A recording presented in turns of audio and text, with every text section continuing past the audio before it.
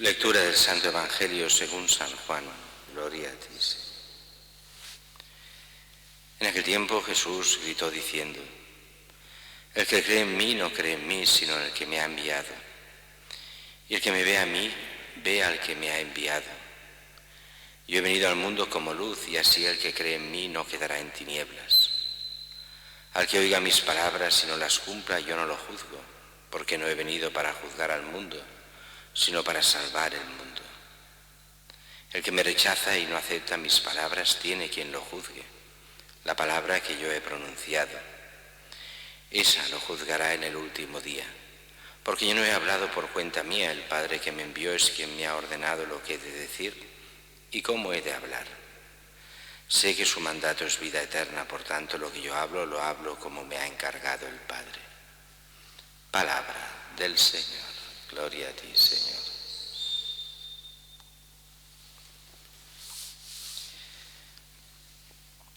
En la primera lectura continuamos siempre en todo este tiempo de Pascua los Hechos de los Apóstoles, aunque vamos saltando cosas porque hay que en estos 50 días acabarlo, y son muchos capítulos y no se puede leer, se podría, pero es complicado llegarlo a leer entero, y así que nos ponen trozos de estos Hechos de los Apóstoles. Y hoy estamos en este momento crucial de la historia de la Iglesia. Es este momento en que Bernabé y Saulo vuelven de Jerusalén y vuelven de una forma especial. Dice que se llevan con ellos a Antioquía a Juan, de sobrenombre Marcos. Este Juan Marcos es el evangelista Marcos, y es de estos que habían sido de los primeros cristianos, aunque él en el momento de la pasión de Cristo era un joven, muy joven, según una tradición, puede ser cierta o no. Sus padres serían los que ofrecieron a Jesús el lugar de la última cena, para hacer la última cena, y él era el hijo de la casa. Por eso él mismo en el Evangelio habría explicado aquello de que él los habría seguido al huerto de los olivos, y es aquel chico que huye, aquel joven en el momento de los soldados, y hasta que pierde incluso la ropa. Y bueno, pues este sería, según la tradición, el mismo Marcos. El caso es que están en Antioquía, una comunidad bien formada, con maestros, con profetas, y llega el momento en que, en medio de la oración, el Espíritu Santo les habla, y les habla de una forma clara. Y es una oración aquí muy clara, comunitaria. Es aquello que el Papa está insistiendo en los últimos tiempos, y para lo cual quiere hacer, no sé si se hará o no se hará con todo esto de la pandemia, en octubre, este sínodo de los obispos que quiere hablar de la sinodalidad. ¿Qué se entiende por sinodalidad? Pues lo que se vive en este punto en los Hechos de los Apóstoles. Los cristianos, todos, desde la base hasta arriba, reflexionando y rezando y pidiendo a Dios que ilumine. Y como los pastores han de recoger esta iluminación del Espíritu Santo que da a toda la base, a todos los cristianos.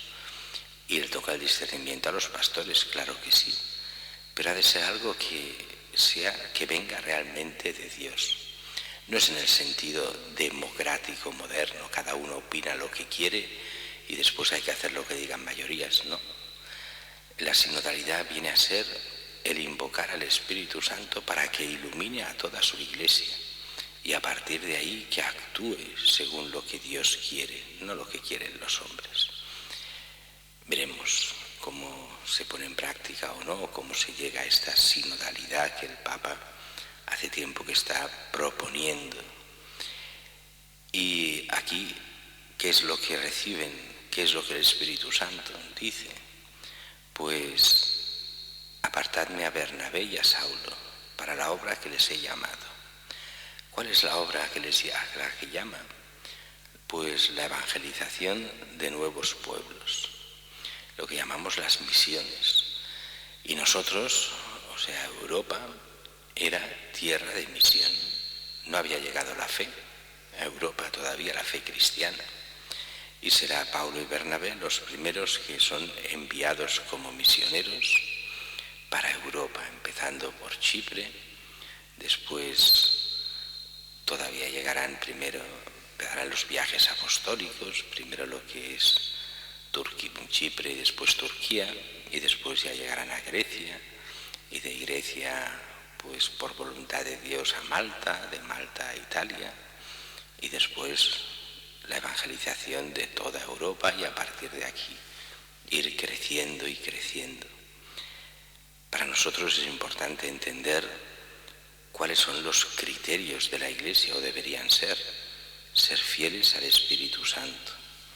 Y eso nos va muy bien con el Evangelio que hoy mismo se nos da, y que nos da este Evangelio de Juan. El que cree en mí, no cree en mí. Claro, si solo nos quedásemos aquí diríamos, ¿qué está diciendo Jesús? ¿Cómo que el que cree en mí, no cree en mí? Claro, pero no se acaba aquí. El que cree en mí, no cree en mí, sino en el que me ha enviado. Creer en Cristo es creer en el Padre. Fijaos que esto tiene muchas consecuencias, sobre todo para aquí, para nosotros de Occidente, que vivimos en un lío mental muchas veces, porque la gente piensa, bueno, yo soy creyente. ¿Qué quiere decir yo soy creyente? Bueno, yo creo que en Dios, que Dios existe. Bueno, eso no es ser creyente, eso es ser agnóstico, porque un Dios que solo creer en eso, Dios existe y ya está.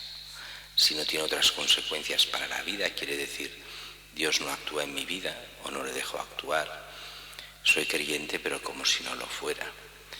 En sentido estrictamente cristiano es aquello que he repetido tantas veces, ¿no? Aquellos tantos que dicen, no, yo soy cristiano no practicante.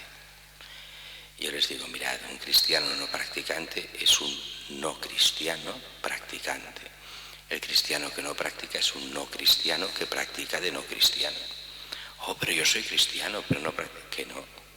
En el momento en que te dices no practicante, estás diciendo lo que dirá ahora Jesús en el Evangelio. Yo he venido como luz al mundo, así el que cree en mí no quedará en tinieblas. Pero ¿qué es creer en el sentido del Evangelio? No es tener una creencia, sino saber que Cristo es el Hijo de Dios, que Cristo nos lleva al Padre, que el Padre nos ha enviado a su Hijo, que es Jesucristo, que Él es la palabra de vida. Creer en Él quiere decir seguirlo, conocerlo, amarlo, coger sus criterios que son de vida eterna y aplicarlos en nuestra vida, porque siguiendo a Cristo llegamos al Padre. Y sin Cristo no llegamos al Padre. Por eso es tan importante la conversión a Cristo, el conocimiento de Cristo y el seguir a Cristo y el amarlo, porque ahí está nuestra salvación. ¿Qué diferencia hay con los criterios mundanos? Y a veces muchos que se dicen cristianos siguen solo los criterios mundanos. El criterio mundano es conocidísimo, es aquello de aquella canción ya antigua, ¿no? Salud, dinero y amor. Amor en el peor de los sentidos, la salud como lo más importante del mundo y el dinero como aquello que da la felicidad. Esos son los criterios mundanos. Y a partir de aquí, todos los que se derivan de estos criterios, todas las ideologías, todos los materialismos, todo lo que queráis. ¿Cuál es el criterio cristiano? Salud en sentido real, lo que en sentido clásico. La salud es la salvación del alma, el vivir al lado de Dios, el dejarse llevar por lo que Cristo enseña, y a partir de ahí todos los criterios para el bien del alma, para la salvación nuestra y de los demás. Ese es el criterio cristiano, nuestra salvación y fidelidad a Cristo. Todos los otros criterios que están muy bien en apariencia, la salud, el bienestar, o sea, salud, dinero y el amor, aparentemente cosas buenas, pero que en el fondo denotan ese materialismo y ese egoísmo que nos lleva solo a vivir para nosotros mismos y alejados siempre de Dios. Y es muy curioso cómo analiza aquí Jesús este trozo, cómo explica estas cosas y nos viene a decir con otras palabras, pero el fondo. Mira, yo no he venido a condenar a nadie. El mundo ya está condenado. El que no escucha la palabra de Dios, el que no sigue lo que Dios quiere, ya está condenado. Y la única fuente de salvación soy yo, que para eso he bajado al mundo, para eso doy mi vida por vosotros. Para eso soy Dios mismo que baja al hombre. ¿Queréis salvaros a este mundo que ya está perdido por sí, por el pecado? Pues recibid la gracia, apuntaos a mí, acercaos a mí, hacedme caso, estad en mí y yo estaré en vosotros y os llevaré al Padre, a la redención eterna. Mucha gente piensa, bueno, ser cristiano no es importante. Ser cristiano de verdad es la única posibilidad en la voluntad de Dios para que lleguemos a la salvación. Por eso cuando uno rechaza a Cristo, rechaza su salvación. Y rechazar a Cristo no es rechazarlo con la voluntad, ponerse en contra. Quiere decir rechazarlo en su vida. Es no tenerlo en cuenta, pasar de él, vivir en el egoísmo, vivir en uno mismo. Incluso, como hacen muchos, hacerse una vida espiritual sin Cristo. Una vida vacía que parece que le llena por un momento porque sigue los ismos de la época o la New Age o lo que haga falta y se cree superior a los demás, pero le falta lo fundamental, la auténtica fe, le falta a Cristo, que ha de ser al final todo en todos. El único Señor, el único Salvador, el único Redentor, el único que tiene palabras de vida eterna.